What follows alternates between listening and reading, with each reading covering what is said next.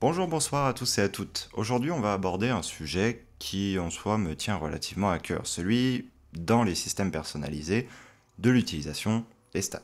Alors, pourquoi déjà en parler? Pourquoi aborder le sujet? Parce que tout simplement, quand vous avez fait un ou deux JDR avec des systèmes de règles que vous maîtrisez maintenant, vous vous apercevez en fait toujours de petites choses qui ne vous vont pas. Normal, il n'y a pas de système parfait. Et d'une personne à l'autre, ce ne seront pas les mêmes points. Et forcément, à un moment dans votre carrière de rôliste, vous vous serez posé la question, et si je créais moi-même mon propre système de règles? Bien sûr, ici, on ne va pas parler de système de règles extrêmement complexe, on ne va pas parler d'équilibrage de système, on ne va pas parler de balance de système, on va aborder seulement un point, celui des stats. Est-ce que vous allez en mettre ou non dans votre jeu de rôle? Toute la réflexion va se porter sur ça.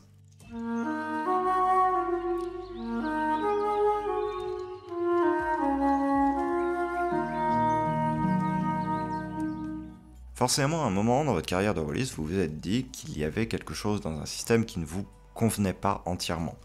Suivant la personne que vous êtes, ça va pas être le même point, et ça va pas être le même système de départ. Bien sûr, une manière peut être totalement de modifier une petite règle dans ce système et de la signaler à vos joueurs, et ainsi vous vous trouvez avec votre système préféré, avec juste quelques ajouts, quelques modifications que vous avez faites. C'est quelque chose que vous avez totalement le droit de faire à partir du moment où vous et les joueurs consentez à cette modification. Maintenant, un des intérêts de créer un système de règles à part entière, donc ne pas partir d'une base préexistante, mais bien partir de ce que vous faites, eh bien c'est que certes, même si votre système est simple, ça reste votre système. Donc, certes, ça va être un nouveau terrain d'expérimentation sur lequel vous allez devoir progresser, mais d'un autre côté, ça veut dire que vous êtes libre de faire toutes les modifications que vous voulez. Bien évidemment, il faut quand même en informer les joueurs, ne pas les prendre par surprise, ne pas les prendre par traîtrise.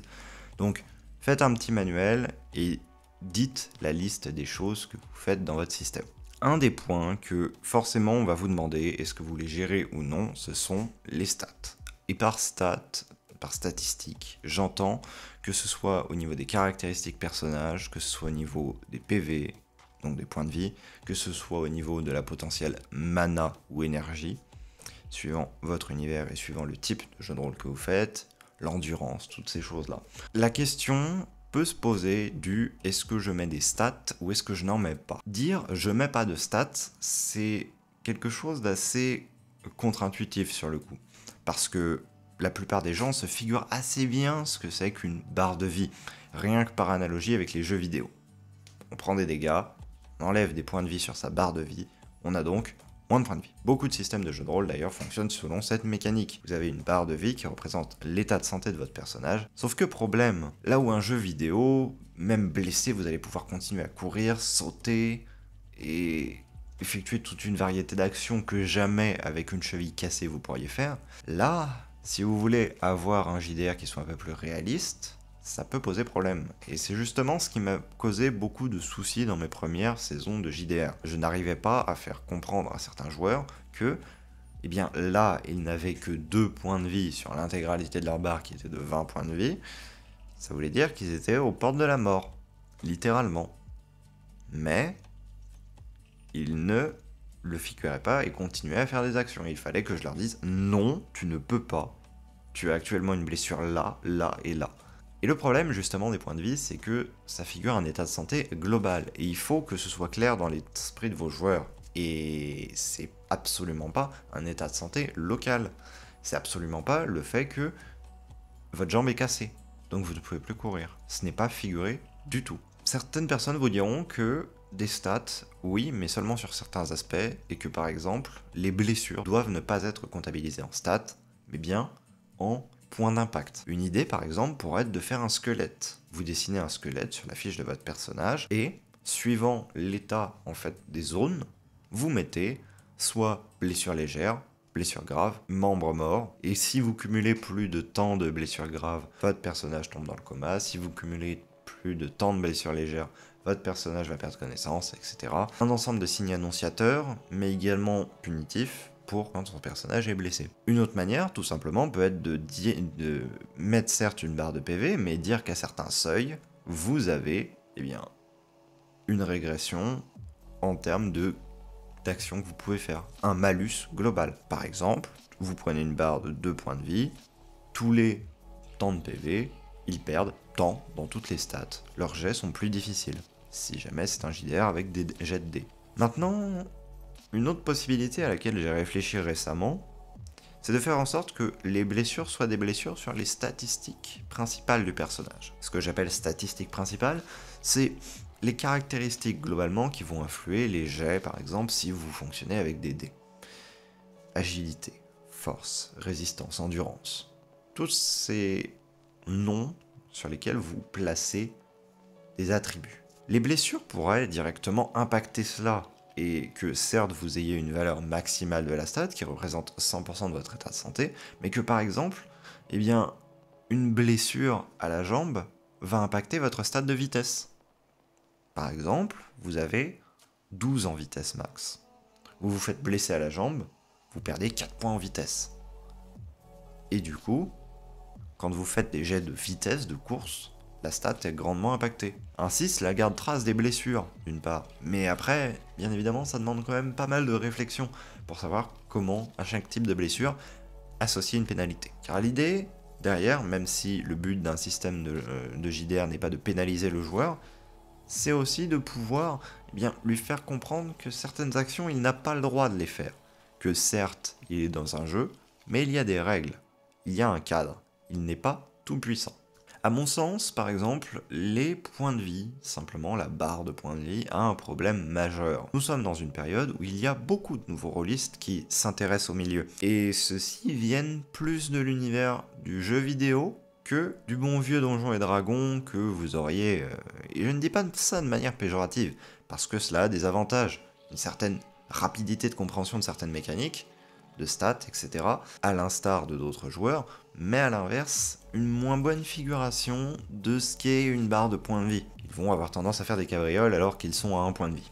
Pour moi, le majeur enjeu, c'est de déterminer votre groupe dans quelle catégorie il va être. Car certes, vous faites un système pour le système, pour pouvoir faire votre partie, mais vous le faites aussi pour vos joueurs. Il est à destination de vos joueurs.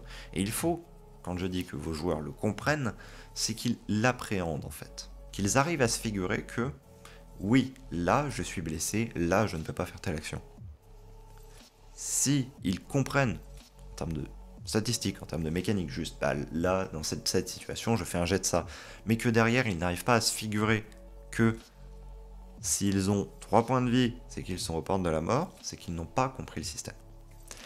Et pour moi, c'est important de penser le système pour qu'il soit le plus simple à comprendre. Et aussi faire par exemple que ça va impacter directement les stats, les caractéristiques principales du personnage, si jamais vous êtes face à des gens qui viennent du milieu du jeu vidéo. Parce que sinon, pour eux, une barre de points de vie, somme toute, c'est juste une indication relative de l'état de leur personnage. Une barre de points de stress, pareil. Une barre de mana, bon, on va dépenser la barre de mana jusqu'à ce qu'elle soit vide. Et ensuite, on va juste attendre que le mana revienne. Une autre catégorie de joueurs pourra considérer effectivement la barre de vie comme déjà, je perds 2 PV, je suis extrêmement blessé. J'utilise une partie de ma mana, mon personnage est épuisé.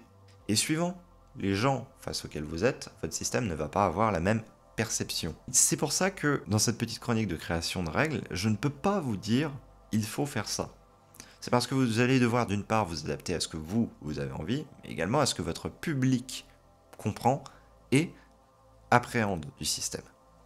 De manière globale, un conseil que je peux quand même vous donner là-dessus, c'est si jamais vous faites des barres de points de vie, définissez des paliers.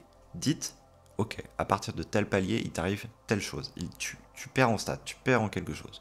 Parce que sinon, on va avoir tendance à avoir des comportements qui vont être, il me reste des PV, tout va bien. Pareil pour la mana, si jamais vous la gérez. Pareil pour le stress, si jamais vous le gérez. Quoi qu'il en soit, et ceci sera un conseil global, n'hésitez pas à expérimenter. N'hésitez pas à tenter énormément de choses, quitte à, des fois, vous trouver à vous apercevoir qu'en fait, ce n'était pas une bonne solution. Tant pis, au moins vous le savez pour la prochaine fois que ce n'est pas la solution à adopter. Il n'y a pas de problème à expérimenter à partir du moment où vous et les joueurs vous accordez à le faire. Testez vos systèmes, faites-le tester sur le terrain, voyez ce que ça donne, demandez des retours, énormément de retours, parce que c'est comme ça que vous progresserez. Et surtout, ne vous dites pas « Ok, les joueurs m'ont dit que le système est bien, je m'arrête là ». Faites aussi en fonction de votre ressenti. Personnellement, j'ai eu des systèmes qui par le passé, les joueurs m'ont dit « Là, je l'aime bien ». Le système, il a un nombre de stats qui est assez varié, il se base sur très peu de stats à l'origine, tout est calculé ensuite par un tableur, c'est assez pratique à utiliser, c'est facile de rentrer dedans, il n'y a pas de choses compliquées, juste 8 stats à poser en début de création de personnage et ensuite on est bon, sauf que, eh bien, il y avait ce problème des PV et je me suis dit, ça ne va pas, le système ne va pas pour ce point-là. Alors que les joueurs me disaient, bah justement le système est bien, on le comprend bien, etc. Oui, mais il y avait ce problème des PV. Il y avait ce problème de la gestion d'énergie. La solution à laquelle j'ai trouvé pour pallier à ça, c'est du coup la méthode de faire en sorte que les blessures soient directement sur les stats. Ou alors simplement de figurer un corps et de mettre des jetons de blessure dessus. Il y a énormément de solutions. Le truc, c'est juste que oui, ça ne va pas se faire en un jour. Prenez votre temps, réfléchissez-y plusieurs fois. Et si vous faites un système qui n'est pas très abouti mais qui fonctionne au début, eh bien ce n'est pas grave parce que vous pourrez le perfectionner, pas spécialement au cours des séances, parce que tout de même d'une séance à l'autre vous devez garder une certaine continuité, mais si vous fonctionnez par exemple en campagne ou en saison, que sais-je encore, bah n'hésitez pas à chaque intersaison ou intercampagne à changer le système, ou à changer au minimum quelques parties, faire des tests, et dire, de toute façon si ça vous va pas, on revient en arrière. Voilà. Gardez toujours des archives, des traces, demandez toujours des retours à chaque modification que vous faites, demandez si pour les joueurs ils pensent qu'elles sont justifiées ou non, c'est important d'avoir leur retour, mais surtout gardez à l'esprit que le seul qui a le mot final et qui dirige le système et qui surtout doit en avoir la meilleure appréciation, c'est vous, parce que vous êtes le MJ. N'hésitez pas à demander des conseils, n'hésitez pas à poser vos questions dans les commentaires, j'y répondrai avec plaisir. Ce sera globalement tout pour moi, je n'ai pas envie de m'attarder plus sur le sujet et me répéter encore et encore. Il y a forcément des points que je n'ai pas traités, donc pareil, les commentaires sont là pour ça. Je vous dis à très bientôt pour une prochaine vidéo, j'espère que ce genre de format vous plaît. Salut et à une prochaine.